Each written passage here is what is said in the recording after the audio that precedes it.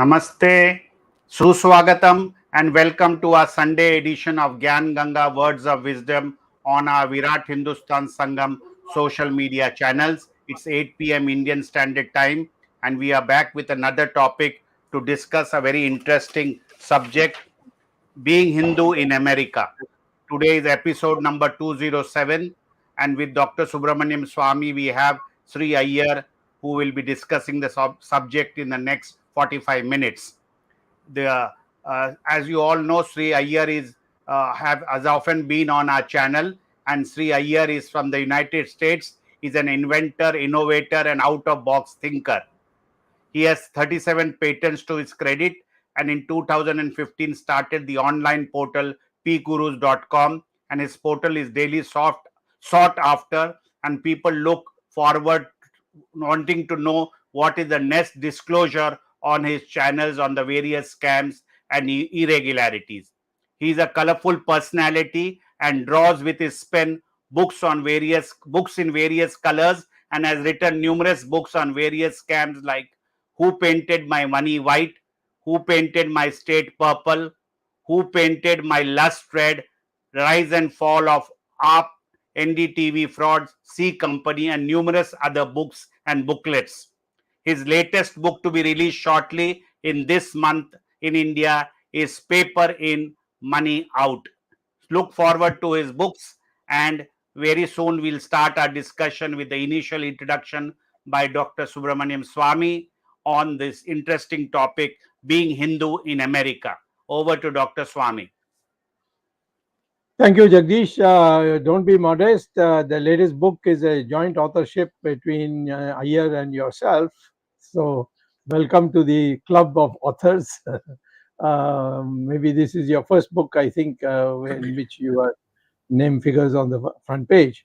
Now, I there's a nostalgia for me when I talk about America, because I went there in 1962 as a student who had just got his master's degree, and I was just about 21, and I stayed till for 10 years, first as a student, and then cleared the general exams and wrote my PhD thesis. Then I became assistant professor, associate professor, and at the time I was they asked me to become a professor. They put a condition that I have to become a citizen of the US, and that I declined, and therefore I came back to India, and of course been through a very turbulent stay in these last so many almost 50 years. So, but America has lots of reasons for wanting to stay there, and there are reasons also why I prefer to be in India.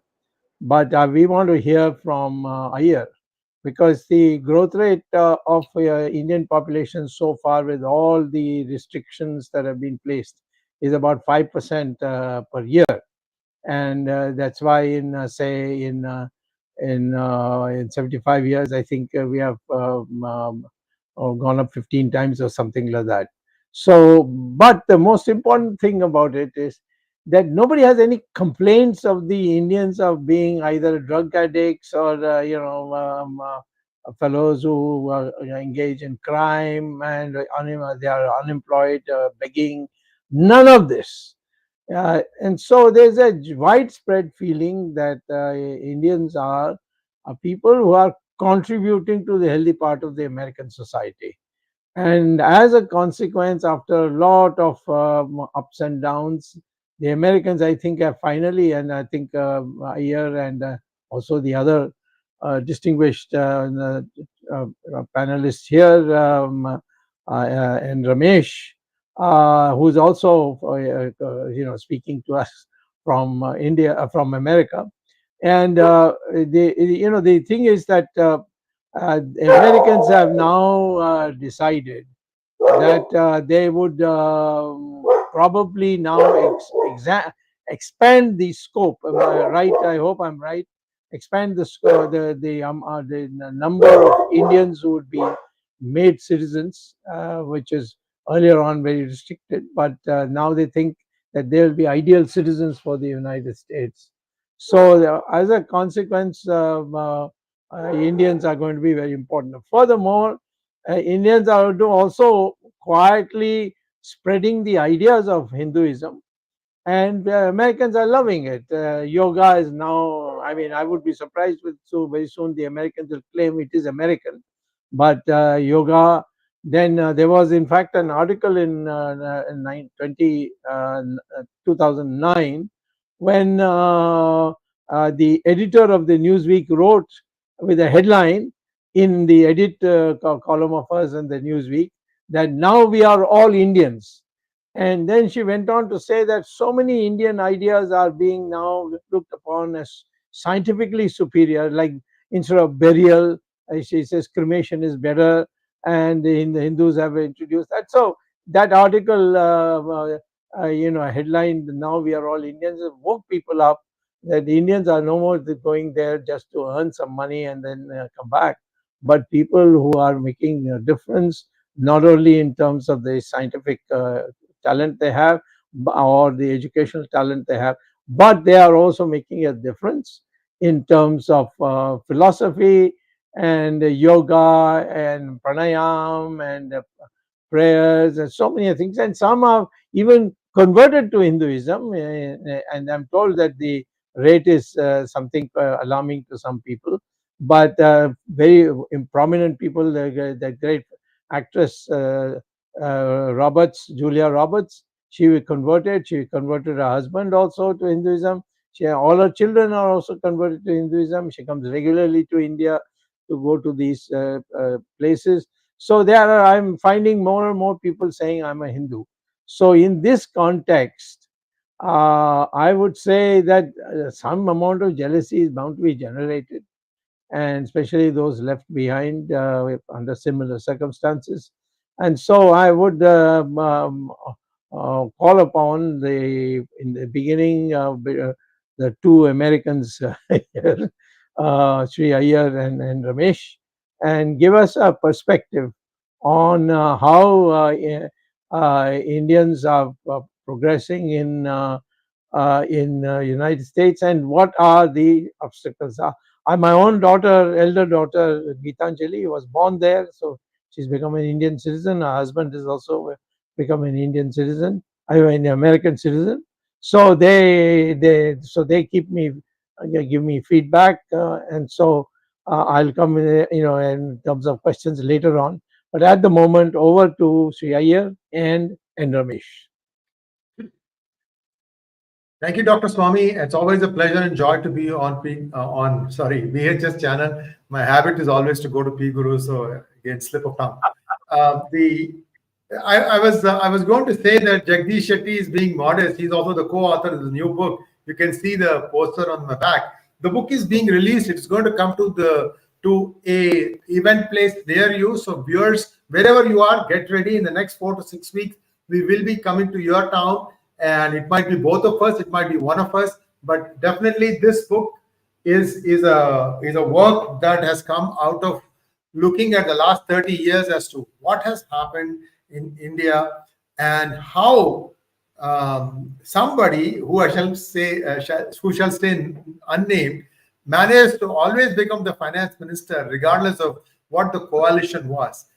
And he would have become BJP's finance minister also, but somebody put his foot down, and he was the president of party at that time. He put his foot down, and this man couldn't make it into BJP. Dr. Swamy, you know who I'm talking about. Let's not give that person name. No need to do that. You can find all about it by reading the book. This is a sequel to my book, Who Painted My Money White? Same characters, and the story is a little bit more expanded. It's very nuanced. It is my belief that India is very reliant on its middle class, and this is something that the middle class needs to understand, how their hard-earned savings, whether it is in banks or now in this thing called SIP, that most people in India, working class, are asked to invest in, special investment plans or system investment plan. I don't remember exactly, or systematic investment planning, something like that. How this is being put in, and this money is being taken for granted. Dr. Swamy, if BJP doesn't make it, and if the other side, what I call as dot coalition, I also call it Navagraha coalition, because nobody seems to be looking in the same direction, yet they call themselves a group. and they'll again raid public and private institutions and make a mess of it. These people have made a fine art of this. Anyway, so this is just my political angle on what can happen if you don't read this book. I want all of you to read it, and I'm hoping to be there on the VHS meeting that we're going to have on the 27th. Of course, this is for members of VHS, where I'll be giving a little bit more details on this. Now, let's come back to being Hindu in America. Dr. Swamy, we have a sort of a puzzle here. 70% of Indian Americans voted Democrat. Yet it's the Democratic Party that is now trying to stick it to the Hindu Americans by trying to pass this caste discrimination bill. Now, if you go and lift a little bit and look underneath and see who are the people behind this bill, you have the usual suspects. Who are the usual suspects? ISI, Muslim Brotherhood, Alphabet Soup organizations, all of whom have supported, including the company called Equality Labs, which produced a flawed survey, and then the Department of CRT, California Rights Department, without checking, took that thing hook, line, and sinker, and they decided to start suing people left and right, saying that you are doing caste discrimination. The first lawsuit that they started was against Cisco, and in that case, what happened was they sued 3 people. There were 2 managers, and the third was the company itself, Cisco. As the suit progressed, they found, the defendants found that there were some glaring omissions. And in 2021, even the judge who was looking at this case threw out this caste discrimination survey as unscientific. So by 2021, Equality Labs and its Dalit Diva knew that they were on shaky ground. Yet, they have the gumption, the brazenness, the arrogance, and the hubris to keep going from state to state, city to city, and they have passed these laws called caste discrimination laws. In fact, I'm very sad to say this thing, that the latest one was at a place called Cupertino. Cupertino is the city where Apple is headquartered, and the Cupertino city, where 30 to 35% probably are Indian Americans, they decided to pass a resolution saying that they are completely against this bill called the SB 403, which says that the California state will implement caste discrimination as one of the factors where they will be looking to see if there is anybody discriminating on the basis of caste. So, Dr. Swamy, you and I know when we come to the United States, we are coming here based on our merit, based on what we think we can achieve. And the times of high socialism, there was no other way to do it. Either you migrated to United Kingdom or you migrated to United States. So some went to UK, some went to United States. That's how I landed up. I'm sure you were even before that. So this was how it was. Meritocracy is what we looked at. If somebody was good, we hired them, we used them, we promoted them, we encouraged them. Caste was never discussed, nor was even mentioned. And yet this survey had the gall to selectively cherry pick data and then somehow convince the Democratic-run California departments to go and sue. So what happened after that was, once the caste discrimination survey basis got thrown out by the judge, the 2 individuals, one of whose name is Iyer, Sundar Iyer, the other one's name is Ramana Kompella. These 2 said that we are going to counter sue you. And so what happened was California Rights Department, which is supposed to be the one overseeing any kind of discrimination in any company in the state of California, they dropped these 2, the lawsuit against these 2. But they wanted some moral victory from this. They have been trying to make Cisco to somehow accept to some form of a concession because they want to take a moral victory out of it. Last I know, sir, this is as of last week, Cisco has refused to do so. People don't know this thing. I'm saying this for the first time because our wide audience is a worldwide audience. And the reason for that is many Cisco employees wrote to their executives, their management, saying that, look, already our names are tarnished. And this is not true. And it has been proven to be not true. The data that came out of the lawsuit proved beyond doubt that discrimination was not the factor for what the person who sued claimed. Dr. Swamy, there is a cross current here. It's not only this Muslim Brotherhood, ISI who are funding it. There's also the Dravida groups. You know, you have a very good name for it, sir. It starts with P and ends with S. I will not mention it here, and it's very apt. So there are not all of them are so bad. I call them Dumils. It's still a little bit softer. They are also involved in this, and essentially this is hate for some people without basis. And this is where the legal part is. Oregon has also started doing its own version of this caste discrimination bill. And in fact, Oregon is not even allowing the people to express their opinion about the bill, because the bill is actually read in a common public place, Dr. Swamy. You place it on record for people to read and comment about it. Then there is a day when everybody go in and registers their comments. Now, this bill SB 403 is going to pass most likely, because even though overwhelming number of people have said that they are opposed to it, it is still the lawmakers feel that they need to pass it. Now, I did some inquiries, Dr. Swamy. What I found out was that there has been a diktat from the Democratic Central Organization that thou shalt toe the party line. It's like a whip, sir. Equivalent of a whip, that thou shalt pass this thing. Because what has happened is America is in the clutches of wokeism. And these are one of the unfortunate consequences. The wokes have come out with something called as a critical race theory, where they wanted to put the race as a middle one, how the blacks were they racially discriminated, the Native Indian Americans were racially discriminated, and so on. Now, this Equality Labs wants to take that and apply it to caste, and they want to come up with critical caste theory. Now, the problem with this is that it is unfounded, and it is essentially flawed, and this person is a fraud. But yet, somehow, somewhere, people are still willing to drink this Kool-Aid and get along. And in fact, the California State University campus, the entire body has said that we shall be using this. UCSD, if you remember, you met the chancellor who was an Indian, Rajiv Bhargava, if I remember correctly.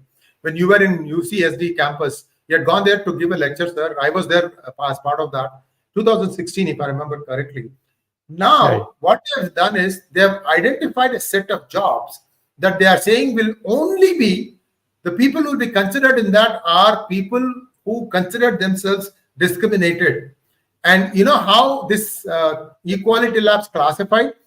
They classified your last name as the determining factor as to whether you are an upper caste or a lower caste. But these dodos are so dumb. I can't find any other words for it. I can't be sugarcoating this word. They are so dumb that one of their last names, which is Soundara Rajan, is also used by every community in India. So there is a basic flaw in the way they have gone about it. This is just the caste discrimination suit. My problem with this is our children, my children and my grandchildren, whenever they happen, they are all being tarred by something that they have no clue about. They have no idea. They have never practiced it.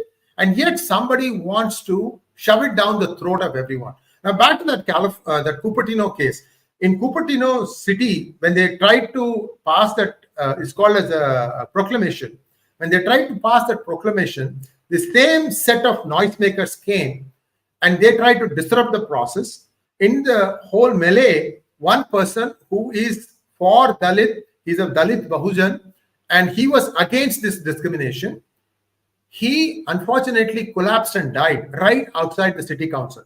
And what happened was these people were upset with him because he was basically poking holes at their theory. Now, so this has become very big now. And we have to really, the Hindus, most of us are sleepwalking because like I told you, 70% of Indian Americans vote Democrats, and it is the Democrats now who are sticking it to them. Some Democrats realize that this could be a problem. Many think that you guys have been hiding this because the textbooks in America, they have a very bad picture of Hinduism. I'll give you an example. It's a 6th grade textbook for 6th grade students, middle school they call it. there are only two depictions of Hinduism. One is Nataraja. Nataraja dancing, they literally interpret that picture. Nataraja dancing on a baby. Look how bad this is. The second picture is of Kali drinking blood. That's it. That is Hinduism for them. And they have also graded it, sir. Hindu is the least obnoxious. Hindutva is worse than that. And Sanatana Dharma, oh my God, that is radioactive. Who does this definition? There are lots of us who are wondering who came up with this idea. Unfortunately, some of the Indian American congressmen and women happen to drink from the same well. And when I try to tell them, look, this is not true.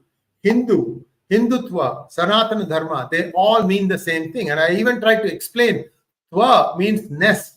You can't exactly translate a Sanskrit word into English. So being Hindu is Hindutva. So every Hindu is also going to be practicing Hindutva. And Hindu as a word itself is not mentioned in our Vedas. It is Sanatana Dharma that is mentioned. Hindu is difficult. You have to go look very deep to find mention of this word Hindu. Like you mentioned so many times, it could be the sandhi of two words.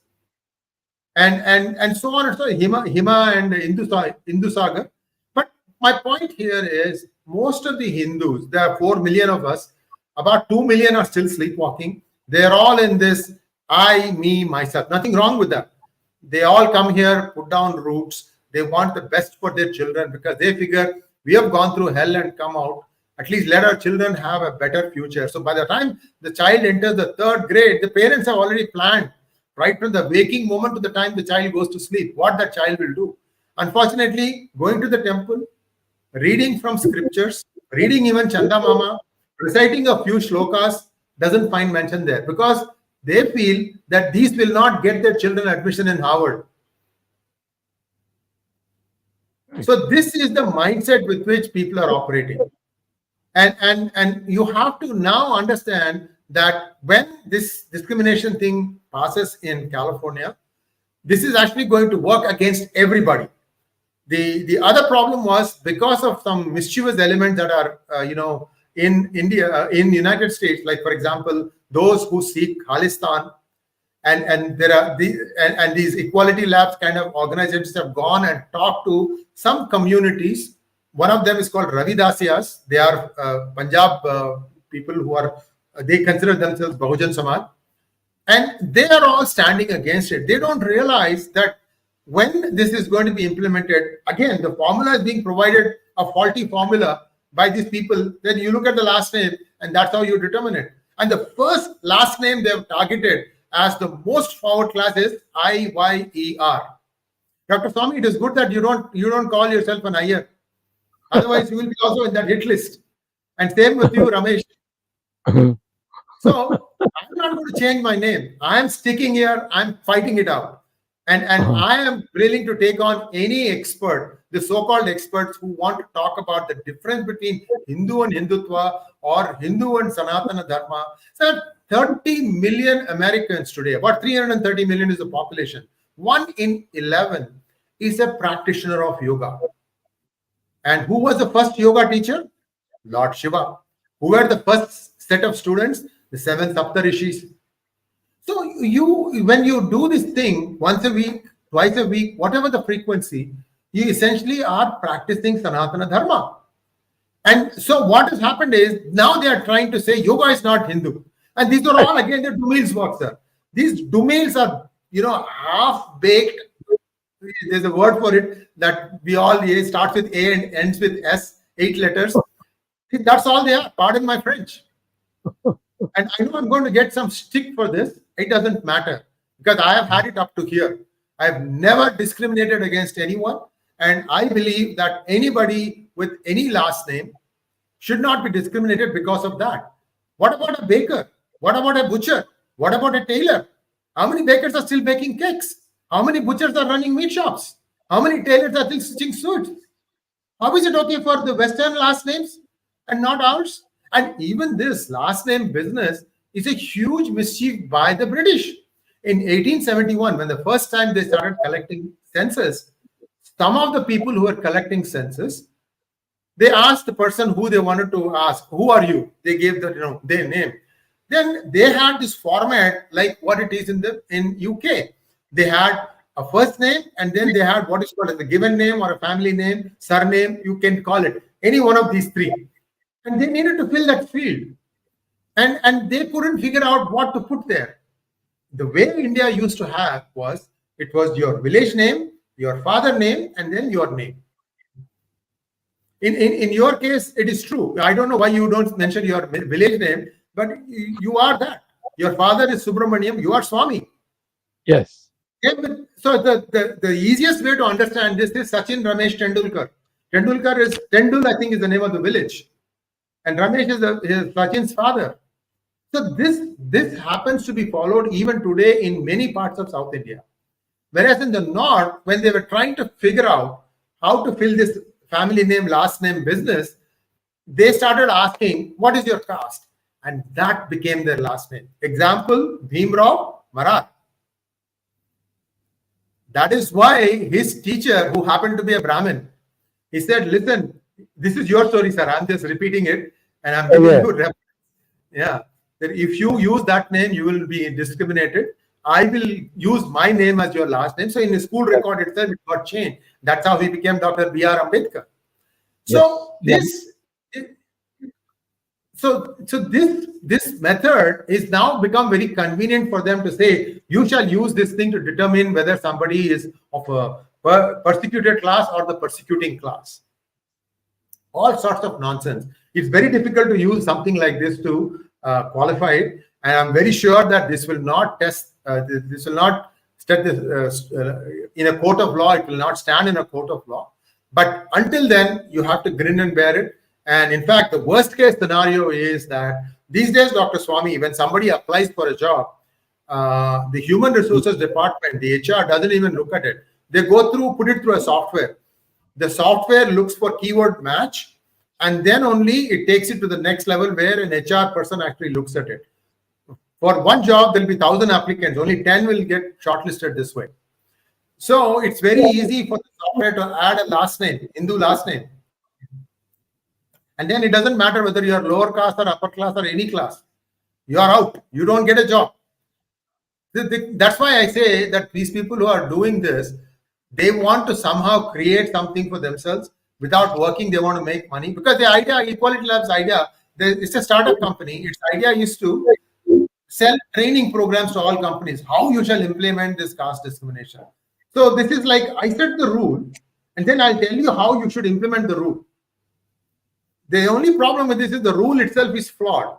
So we have to fight it with in every forum that we can. So this is going on. Many people are waking up. They are understanding the problems. They are understanding what the future entails. Many know that their future, their children, their grandchildren will suffer if they don't do something now. So that is going on. So this is what being Hindu means today, sir. I have more things to add, but I think this kind of captures most of the situation as it stands today. I did not prepare anything. This is something that has just been, in my heart. I had to tell our viewers worldwide, because mark my words, it is coming to your country. It's already passed in the United Kingdom. The only thing that is stopping this from being implemented is it is going to cost the government 20 million pounds. And they said it's not worth doing that. And Pandit Satish Kumar Sharma has been fighting it there. In fact, he even came to California, came to this town of Fremont, whose state senator is the one who's actually championing the bill. And this person is from Afghanistan. Her name is Aisha Wahab. Doesn't know 2 words about caste. Doesn't have any clue. So clearly somebody wrote and gave it to her. So this is the level to which politics has descended to. Some Democrats realize the flaw in this. Will this reflect itself in the 2024 elections? I think it will, because Vivek Ramaswamy, maybe he may not become the Republican candidate, but he has been able to set the narrative on many fronts.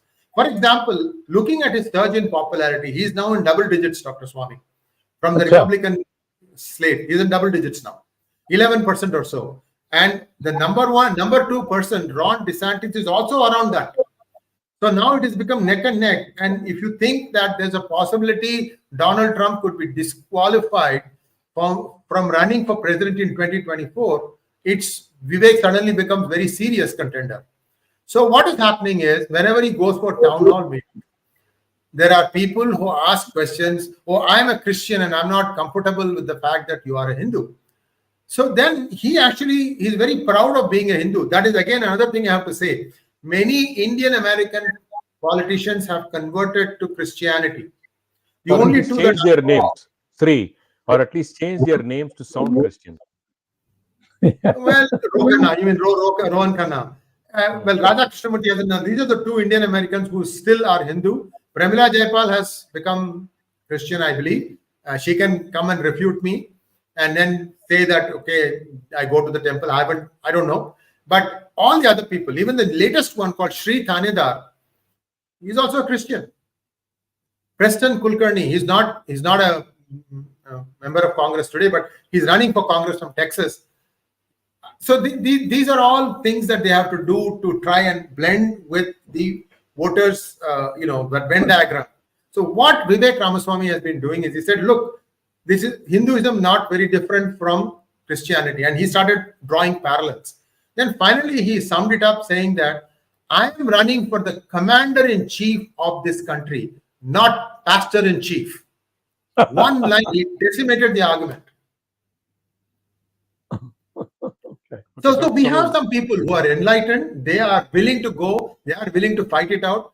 We as a community, Hindu Americans, we need to really strengthen Vivek's hands. And let's hope that he becomes at least a running mate, if not the candidate. And if that happens, you would have somebody at the age of 37. That is the youngest age you can be to run for president of the United States. He could very well become the president. And he is not part of the establishment. He has never run for office. He has been a successful entrepreneur. He's a multimillionaire. He's using his own money, so he doesn't have funds problem. And therefore, he doesn't have to go and ask somebody saying that if you put money in my campaign, I will do X, Y, Z for you.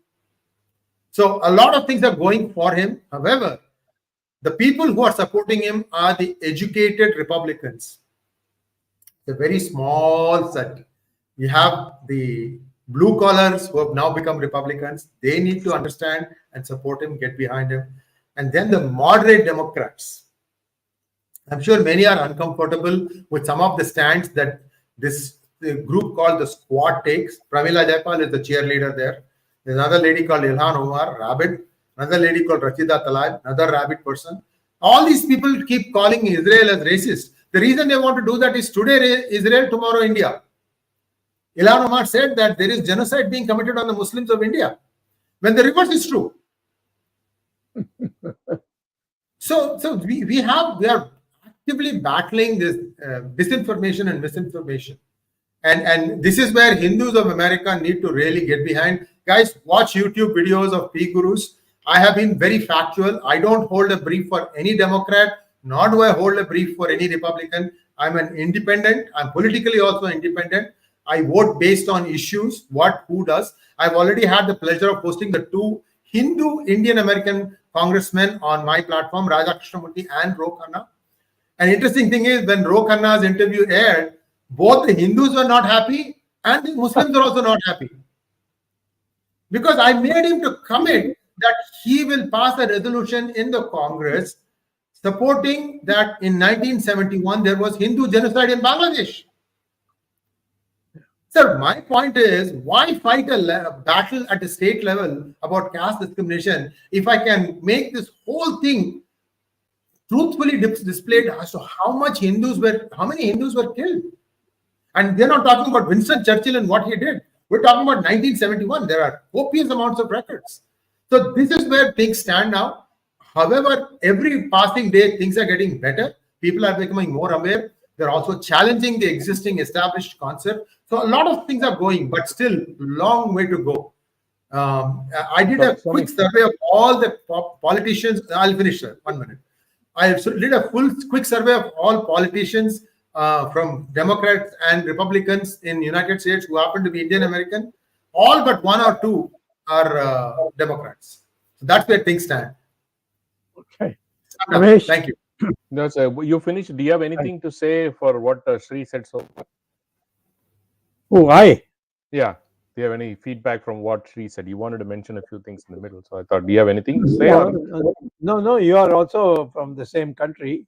okay, So you first give your view, and then I will, um, then I'll ask the others, and finally I'll conclude. Yes, go okay, ahead. no problem. So thank you, Dr. Swamy. Thank you, Sree. Sree pretty much elaborated, Dr. Swamy, about this so-called bill SB 403 promoted by an Afghan Muslim woman. I mean, which is like bizarre. And when one of the other senators at the state level told specifically to her, saying that you have no clue what the word caste means, you have to define it.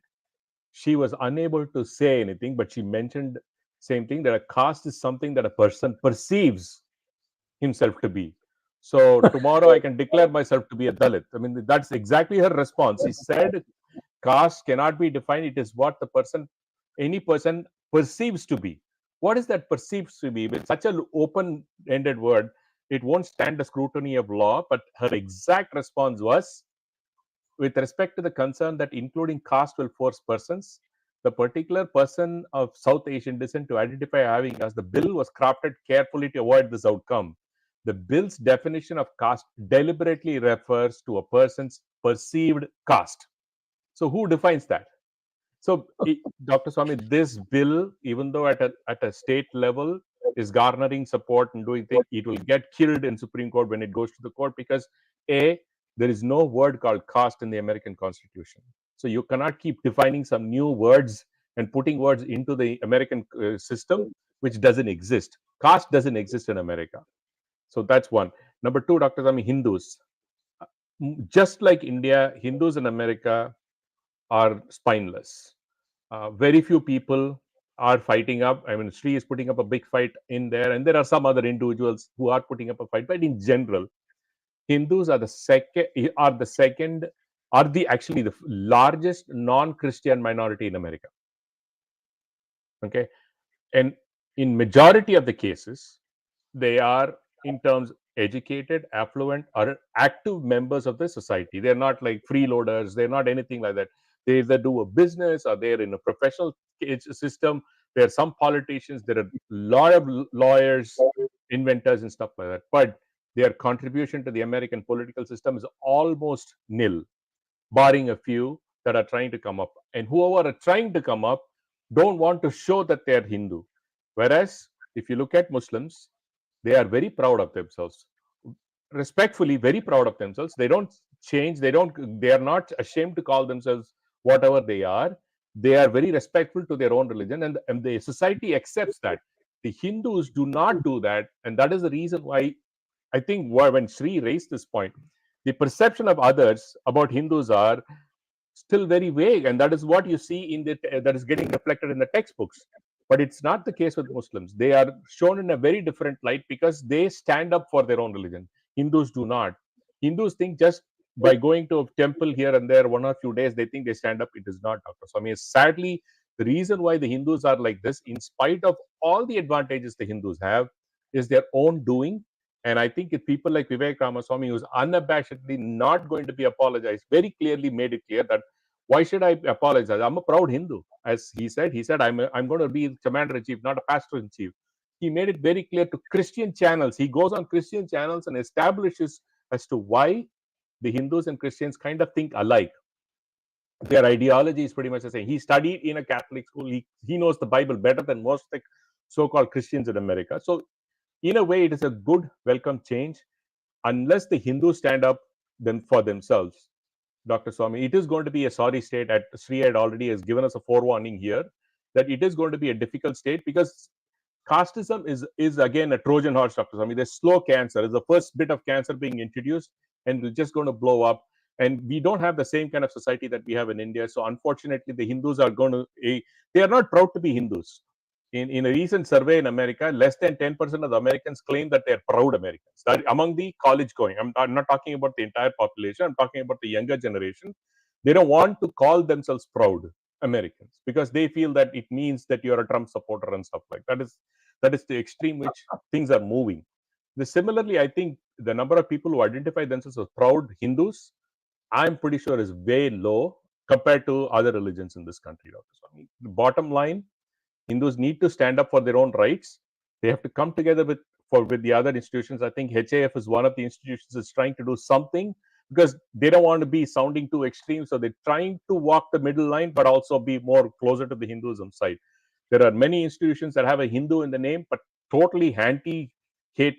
I mean, their Hindu phobia is high. I think, see, there is one organization, there is some Hindu or something which is a part of it. Kona, Council of Hindus of North America. Kona, So COHNA. yeah, so that's but it's totally a Hindu-phobic organization. They are saying that Hindus are nothing, but they are saying Hindus are Brahmins. That's the definition. And hold on. I think you meant Hindus for Human Rights. That is from the Hindus for you. Not Kona is not. Kona is part of that other thing. Kona is supporting this because they're against campus, right? Hindu-phobia in campuses. I think you did a show like that. I think there's another organization that has a Hindu in their name. Yes, Hindu for human rights. Hindus for Human Rights. HFHR. So that's what I wanted to say, Dr. Swamy, because unfortunately Hindus don't want to stand up and fight. I think they could they can learn a lesson or two from you, and at least start standing up for their own simple identity. It's an issue of identity and what their ideology stands for. Well, and just to finish your thought, sir, so 1 second, just to finish your thought, Hindu Americans form 1% of the population of United States, and they contribute 6% to the tax. Okay. Taxes collected, they are 6%. Yeah. Yes. That's So the what are we amount getting of in return, Sree? Sree, what are we getting in return is the question. Remember that cartoon that came in the 50s? Nehru is a cow, and all the minorities are drinking milk, and then the gobar is coming out, and that's where the Hindus are. Yeah. One very, very anecdotal. Okay, we have to have others also. First of all, before I hand it over to my colleagues to give their opinion, let me say, first of all, please educate the Americans that we have 2 classifications. One is called Varna and the other is called Jati. Now, what is this caste? I don't know where the Portuguese shoved it down your throat, and we are just repeating. They called it costos, and we are now talking about caste.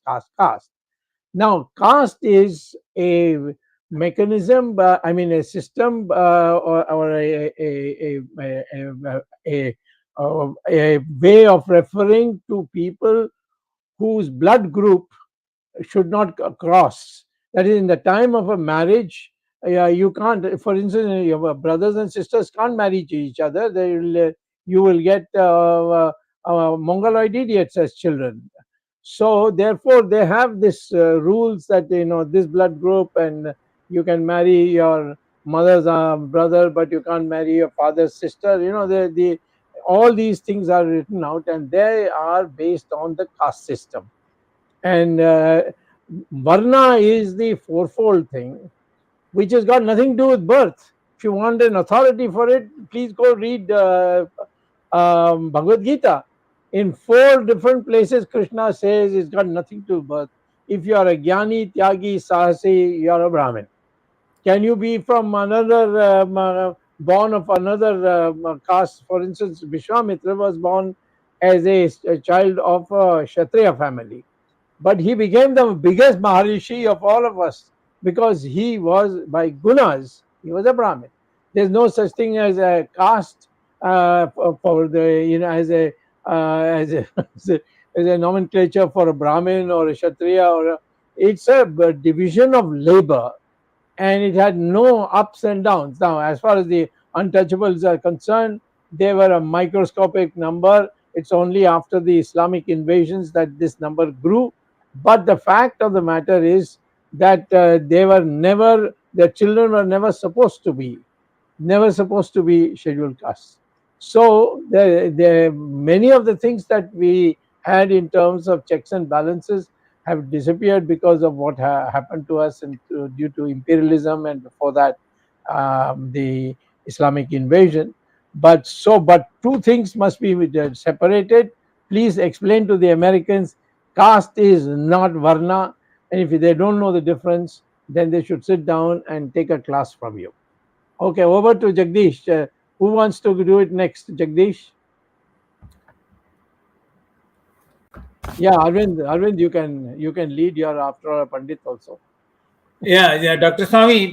First of all, I'll just make a comment on what you said about the prohibiting marriages between the sects. In fact, this is not the caste; it is the gotra. Gotra, And yes. That's right. original gotras are the 7 original gotras, which were including sub gotras, are now about 108 or so. That means if people belonging to same gotras, the boy and the girl, they get married, then there is a genetic problems and all that, but nothing to do with caste. Because, for example, you are from Kashyap Gotra, Kashyap Gotra may be a Brahmin, a person from Kashyap Gotra may also be a Thakur, or maybe some other caste. So caste has nothing to do with Gotra. So that is number one. Number two, I don't think this concept of caste and Gotra is also being applicable in US when Sree Iyer has mentioned about this the ordinance or something against the caste. I mean, I don't think they are considering Gotra. He named some of the surnames. For example, he said Iyer, or Right. identifying like that. But are they also going up to that level that they are also considering Gotras? Because all Hindus have some Gotra or the other. I mean, But there listen, cannot be a Hindu without a Gotra. But Doctor there are Chaturvedi, Hindus So who don't believe in caste system. don't use the word Arvind, caste. Use the word varna. So varna and gotra. This is the two divisions for different reasons. Varna Yeah. is a scholar is a Brahmin by varna. A warrior is a Kshatriya. The man who does business is a Vaishya, and the man who Say, tills the land is a Shudra. That's all it was, and yes. it had nothing to do with birth. I give you, Right. for example, Vedavyasa. Vedavyas's mother was a fisherwoman, and but yet he became Maharishi. Even Valmiki was born in the Dalit family. He became a Maharishi. He didn't take that of the so-called Varna of his parents. So therefore, none of this has got to do with birth, except blood group is there in Gotra. That's all. Right, right. So now coming back to the narration given by Sree Iyer and both the Ramesh Swamy also about the current position of Hindus in America. You see, you are 1% of the population. You are 4 million in numbers, and you have Hindus occupying the highest positions, not only in corporate world but even in academic world. Look at the top university professors. I'm sure you in every university will find 2 Indians or 3 Indians, and mostly Hindus. So when we talk about such a powerful community, how can US administration or any other non-Hindu community try to victimize the Hindus? Arvindji, bigger issue is even the Indian government is just watching this silently instead of saying all, put their foot on, saying, why are you dividing our thing? Oh, Indian government silent in India also against Hindus. Uh, It is people like Dr. Swamy who's fighting for Hindus, not government. Yeah, sir, biting. there is one other thing. I'm My- seeing a lot of comments on the. I'm seeing a lot of comments here also. People are selectively cherry picking data to suit their fancy.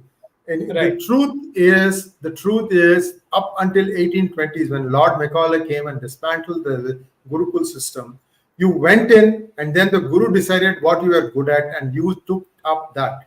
Also, the enrollments there for Shudras, because there is no Dalit. Dalit is an 1930s term, and everything has some politics behind it. Originally, if we go at the four Varnas, so the Shudras are one of the highest percentage of people studying. How do you explain that? If they were discriminated, they should not even be going into Gurukul. So these are all things that, see, I'm seeing a lot of nonsense here. They want to cling on to these beliefs, saying that this fellow said this fellow said this thing. Oh, you want me to go and read another book? All I'm saying is that you don't know enough about this. there is somebody who's trying to make money by setting the rules. They want to set the question paper. They also want to give you the solutions because they want you to buy the solutions book, and they make money out of this.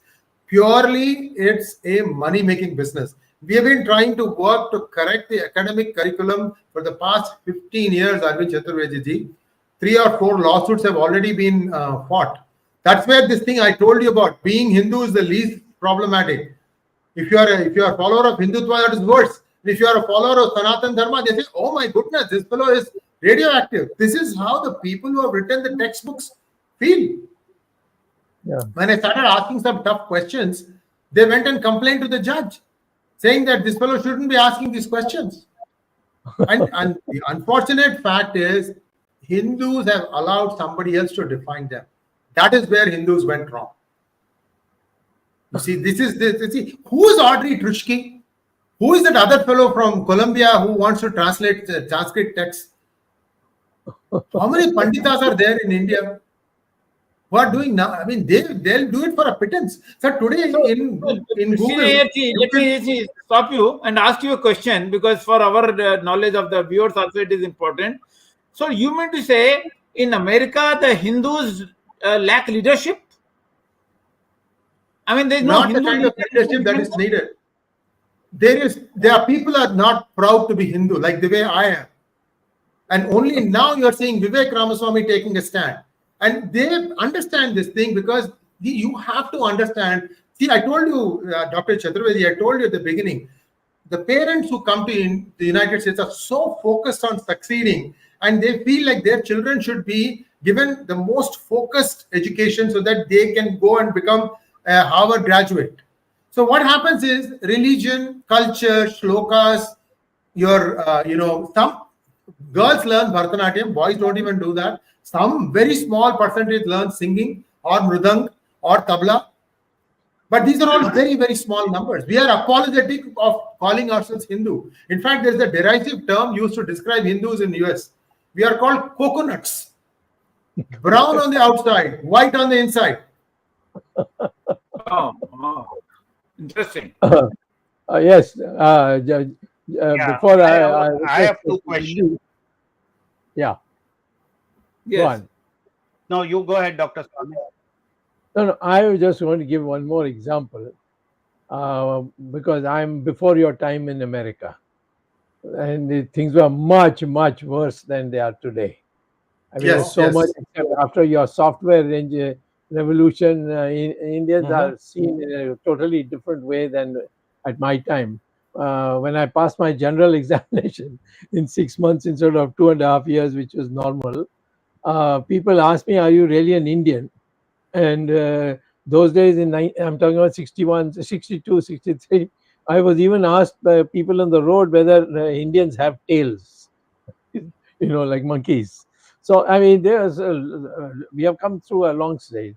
What I'm saying is this, that essentially speaking, we must be able to make this distinction and teach people that when they say caste, don't allow them to use the word caste. Say, you be specific. Do you mean Varna or you mean Gotra? I would even say Jati is also sometimes used for Gotra, but anyway, Gotra is a better word.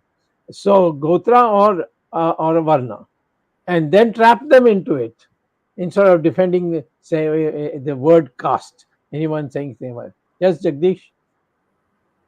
Yeah, I have 2 short questions, especially from an Indian perspective regarding this caste legislation, what Sree Iyer and Ramesh Swamy are talking about. When an Indian applies to a university or a job, he is assuming he is from India or he is from there. Who is discriminating him? First of all, we Indians here are not able to understand what is this caste discrimination we are talking about. Is the educational institution discriminating? Is the employer discriminating? What is this legislation all about?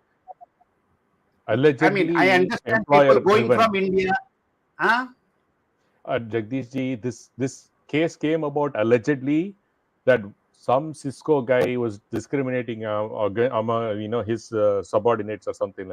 This guy, so they just blew this out of proportion, and they're saying it is applicable to everything, even though it doesn't exist. So you're trying to apply a medicine to some new disease that's not even existing in the world, in this part of the world. That is the situation, Dr. Jagdish. Unfortunately, it just came out of some very small, non-trivial, which was thrown out of court. The case against Cisco was thrown out of the court, literally short of slapping the people who filed the case. It was thrown out of the courts. But they found that since they got there, they found some pliable senators, state senators, not the national level, who can do, who basically, Jagdish, you have to understand the situation in California today, as he said, wokeism and this the hate and the political environment that exists today. Some people just took advantage of it. That is and the situation, and they just took advantage. And SB 403 is a manifestation of that hate. Nothing but a manifestation of that hate. Okay, now I the next have one more question is. question. Yeah, go ahead. Okay, Jagdish. It's your you second ask question. I'll ask later. Yeah. Yeah, go ahead. Go ahead. Jagdish. The second question. My next Sree, you can question correct me is if to I'm Dr. wrong. Swamy, Sree Iyer, and Ramesh. When the Jews came back after perhaps the Second World War, came back to America, and there was a lot of myth about theirs and spread in Europe and all that. They must have done definitely some thing to be what powerful lobby they are today. Can't the Indian groups led by Dr. Swamy, Rajiv Malhotra, and other Indians not have a partnership with the Jews of America and the Hindu-Jewish collaboration to tackle such issues? Dr. Swamy, you go ahead. Absolutely.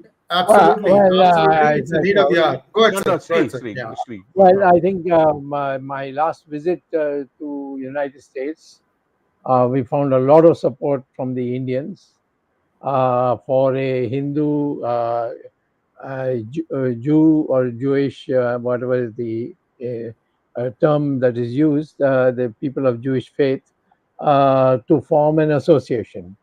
Then Jagdish is the general secretary of the Indo-Israel Association in India, and so he then contacted Israel to find out whether they could recommend some names in the United States who are Jews, and who would be ready to collaborate. So that process is going on, and I expect with all of our colleagues to visit United States again in November to formally constitute this body, and this body would then would engage with the Jewish community to identify exactly what Jagdish said. Now, how did you do it? And please teach us how to do it, and we will do it in collaboration, cooperation with them. So with the Jewish influence in the media, in the universities, and where the mind making up is a important factor, they can contribute. So we have to bring them on. But the Jews have a soft corner for the Hindus because we have been, despite all the political commitments to Russia and the Arab countries and so on, the broad Indian population, particularly when the whole world was killing Jews, India gave sanctuary to the Jews. And they lived in India, they prospered in India, and then when Israel was formed, they left. And Israel Parliament, in its very, very first meeting, said, "Thank you, India. You're the only country which didn't discriminate against the Jews." So that kind of sentiment is there amongst the Jews. But it's not necessary that the American Jew thinks in these terms, because he's also been Americanized. But with the help of the Israelis, I think we can form a formation. And I think November, I'll meet you all and see that this is brought to a finality. Sree Iyer, you too. You go ahead. Dr. Swamy, there's a small correction. Well, no. You are visiting America in the first week of December. Okay, yeah, all right. First week of December. Sree, you wanted to say something quickly, and then Arvind can come in. I think anything that we can learn from the Jews, who are a much smaller but much more richer minority in the United States, and apply it for ourselves, is going to be good. The one problem that I see again and again, Dr. Swamy, and you'll agree with me on this, most of us have come here because we were the cream of the cream, creme de la creme. So when we come here and we have done from zero, most of us came with $7 in our pocket, $4 in our pocket. And then from there, we worked up and we became CEOs. We became very successful at what we do. So with this comes this aham brahmasmi attitude. I'm a Hindu. Who are you to tell me about Hindu? This feeling is there. Until every one of them starts seeing their children getting, victimized in some way or the other, they won't understand what is coming down the pipeline. But then when that happens, it's too late. It has become mainstream. So there has to be some realization. Why are some of us saying this again and again? This is a danger. This is a way to curb a particular set of people. And that is what I'm really concerned about. And sir, some of your illustrious students are carrying the fight now. Satish Sharma is considered like one of the main guys in leading this caste discrimination fight in the United States. I'm just a newsman, sir. I take everybody's things and inputs and give. But I personally, I'm a very proud Hindu. I'm not going to change my last name. Some lousy loudmouths are writing things. I feel like sorry for them. I feel sorry for them because I'm not going to walk away from this just because you call me something. Your hatred has no basis. Okay. Yeah. Before Dr. Swamy, unfortunately, I think pretty soon the way things are going in America, all white Americans will also be branded as Brahmins at this rate. Poetic justice. Yeah, because that's exactly what's happening. So if this wokeism is pushing white Americans into a corner, and so basically they'll declare the Brahmins of America. Anyway, Arvindji, please go ahead. I have another question, which is, in fact, sorry, Arvindji, there is a very famous saying called Boston Brahmins, but anyway, we'll come to that another time. But Arvindji, go ahead. So we'll have several new categories of Brahmins now. Neo-Brahmins. Go ahead. Okay. Kshatriya Brahmin. Kshatriya Brahmin. I have examined the election data in the US for the last two presidential elections. And in many of the states where either we are talking about Donald Trump or we are talking about Biden in the last election, I have seen that Hindu or Indian votes were actually much more than the margin of defeat between the two candidates. That means the balancing force is Hindus in many of the United States. And you can find out how many states we are talking about where Hindus, the population or the votes given to the presidential candidate was more than the margin of defeat. So basically Hindus are balancing factor. And if Hindus are balancing factor, learning from Indian politics, where there is something called appeasement. This term appeasement is very, very important. All political parties try to appease the vote bank. And if Hindus are important vote bank in the United States, how come these kind of things can happen against Hindus? So this is something that is a recent phenomenon, Dr. Chaturvedi. It's only like 2-3 years old. The company Equality Labs was formed in 2018. They went through a morphosis because it was done for a different purpose. Then they realized that caste could be weaponized. That's how this happened. But please realize that the percentage of Indian Americans voting away from Democrats is increasing. It used to be 20% Republican, 80% Democrat. It is now 35% Republican and 65% Democrat as of the 2022 elections. Just concluded 6 months ago. By 2024, I have no doubt in my mind it will be more balanced, but that is not enough. They need to understand that, it's just like the way Henry Kissinger defined, right? There are no friends or enemies for United States, just interests. Now take the US word out, put Hindus. That answers the question. Yeah. Well, first of all, you must also remember that there are many countries which are financing this in the United States. Oh yes. Especially in for the Middle East and Pakistan. Pakistan, certainly in Canada, is doing a hell of a lot. I think it requires a great deal of sophistication in dealing with this, and that's why we need to have a association where we pool in the available information and then work out a strategy how to deal with it. But I'm sure if the Hindus unite in the United States, then there'll be no match for them from any other community. So Same do thing we is true about conclude now? India, Dr. Swamy. Huh? Same thing is true about India about Hindus in India. Yeah, If that's Hindus true. unite, if Hindus Today, unite, then the today anti-Indian we have forces. today it is not, nobody is ashamed of being calling themselves Hindus. I have been through a period in Indian politics where people will say, "I'm a Hindu, but I'm not communal." This is the exact phrase I've been hearing. Now nobody says that. They say I'm a proud Hindu. There's a change, and it's this fermentation is a slow process. So let's not. I mean, I will tell our Indian American friends who are here. And by the way, I have still links with America because my daughter is there. So I would say don't despair, because we have seen much worse things in our own country, and we have come out of it. And people said India will break into 20 countries and so many other things. And now I think once the Hindus stand up, some Hindus stand up in the United States, I'm sure the thing will spread and we'll soon become a force even in the political field, which is what Ramesh was referring to. Okay, I think we should conclude because we have long past. This has been a very interesting interaction. I think we should have more of this on this topic over time. Maybe we can have it one in America and beam it to India. So, Jagdish, you're supposed to conclude. No, it is Arvind who usually concludes. Arvind, Go ahead. Yeah.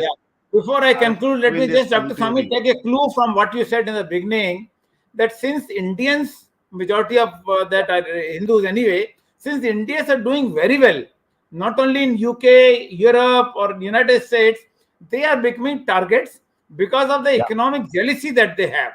So That's maybe right. Sree Iyer and Ramesh Swamy also please consider this economic question, that the relative prosperity of Indians in these countries, and the relative prosperity maybe because of IT sector or whatever that you have, the kind of positions Indians have acquired in corporate world may be a factor of jealousy, and that is why not many forces are welcoming such a gathering, of such commune, so to say, and that's why they have Hindu phobia and all that. Maybe one of the reasons. Second, I would just like to conclude when Dr. Swamy started, he was there in 1962, he says, and look at the condition. We are almost 50 years, 60 years from there. And we had discussed in one of the other programs also when Mr. Sree Iyer had brought these things, and I had expressed my surprise. I said, how can these things happen in a educated country, educated and prosper country like United States of America? But well, when you investigate and investigate deep into things, especially the social equations, I mean, there are new things that you observe, and this is one of the greatest thing that is. Maybe Sree Iyer will come up with a book on this new topic also, to identify the Hindus being the targets. And I remember Dr. Swamy wrote a book in India, Hindus Under Siege, and that was in India. So maybe a similar thing is required to be seen after Dr. Swamy's December visit, and when he organizes this kind of a setup where some kind of organization can be made for Hindus and resist the kind of Hinduphobia that they have. Thank you very much, Dr. Swamy. Thank you, Sree Iyer ji. Thanks, Jagdish Shetty ji and Ramesh Swamy ji. Sree Iyer and Ramesh Swamy and Dr. Swamy, these are three people who have spent a sizable chunk of their life in the United States. And I'm sure we could not have a better panel to discuss this topic than these three. It is coincident that all three of them are Tamilians and Tamil Brahmins. Alleged Brahmins. Yeah. One is an alleged, definitely one is an alleged Brahmin. I'm sure We won't say Sree who. Iyer We won't Sree say Iyer who. will say, गर्व से कहो हम ब्राह्मण हैं. Yes. I'm as proud of my heritage, my being. I'm a Kshatriya Brahmin, more than a Brahmin, sir. There used to be a community called Kshatriya Brahmins, Pallavas, which is where I come from. Yes, The place, my great grandparents are Kanchipuram. And there used to be a group called Kshatriya Brahmins. They were well versed in martial arts, and they also knew the Shastras. yes. Yeah. Well, Something it is is running in also, my body. I can tell you that. I can I only think explain same that kind way. of assertiveness is needed for Hindus in the United States. गर्व से कहो हम हिंदू हैं. In India also there were forces which brought this slogan into limelight, and people adopted, and that's why the Hindus gained politically also in last 40 years. But anyway, India and US cannot always be compared. Thanks for bringing this new perspective to our viewers about the United States of America, and we will continue to and happy birthday to Ramesh. Thank you, sir. Thank Happy you. All birthday, right. Ramesh Swamy. Many Thank you. happy returns of the day. We should have actually done in the beginning. Best wishes to you. Thank you, I get a- viewers, for being with us. And next Sunday, 20th August, we'll be again with you with a new topic at 8 p.m. Indian Standard Time with Dr. Subramanian Swamy and maybe a new guest. Till then, namaskar, Jai Hind. But before I bid goodbye to you, let me also express my thanks to the technical team led by Ashish Shetty, Ishwar Iyer, Gadgi Rakesh, Tejas Naval Gul, Swaminathan, Vishal Mehta, and Rajesh Nair. Next Sunday, 8 p.m. Till then, namaskar, Jai Hind.